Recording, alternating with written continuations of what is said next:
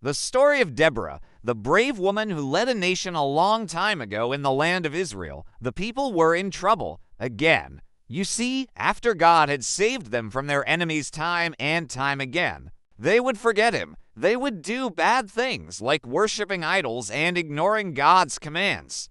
And when they did that, their enemies would take over and make life very hard for them. At this time, the Israelites were being ruled by a cruel king named Jabin. He was the king of a powerful city called Hazah. He had a commander named Sisera who led a huge army with 900 iron chariots. These chariots were fast and dangerous. No one could fight against them. For 20 years, the Israelites cried out to God for help, and guess what? God heard them. Now, in those days, there lived a wise and courageous woman named Deborah. She was a prophetess, someone God spoke to, and she was also the judge of Israel. That meant she helped settle arguments, guide the people, and remind them to follow God's ways.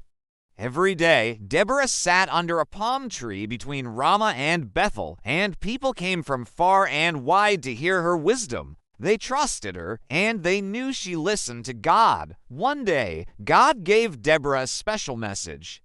She sent for a man named Barak, a warrior from the tribe of Naphtali.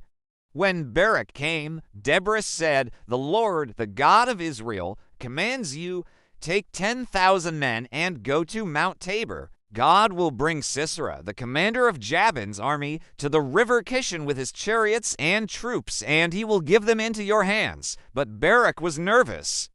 He said, "If you go with me, I'll go, but if you don't go with me, I won't go." Deborah looked at him firmly.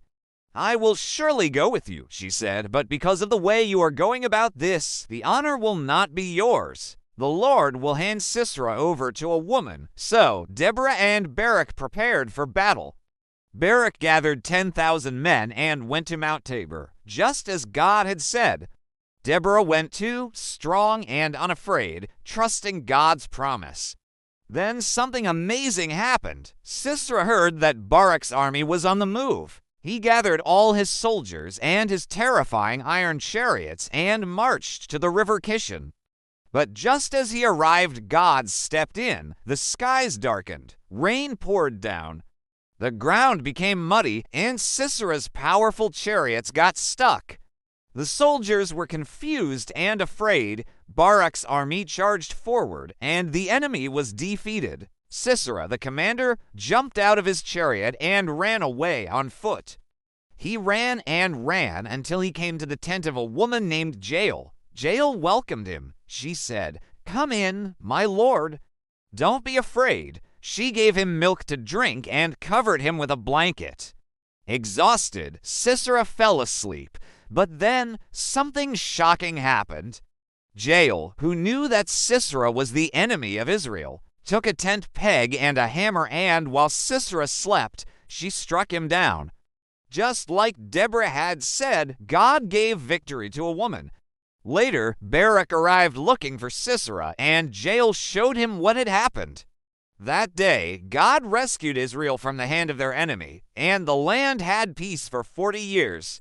After the battle, Deborah and Barak sang a beautiful song to praise God. Their song told the story of God's mighty hand, the courage of the leaders, and the bravery of people like Jael. Deborah's name became known all over Israel, not just because she was strong, but because she listened to God, trusted him, and helped others to be brave too. What we learn from Deborah teaches us that God can use any one man or woman to lead, to protect, and to bring peace. She reminds us to listen to God, speak with courage, and do what's right, even when others are afraid.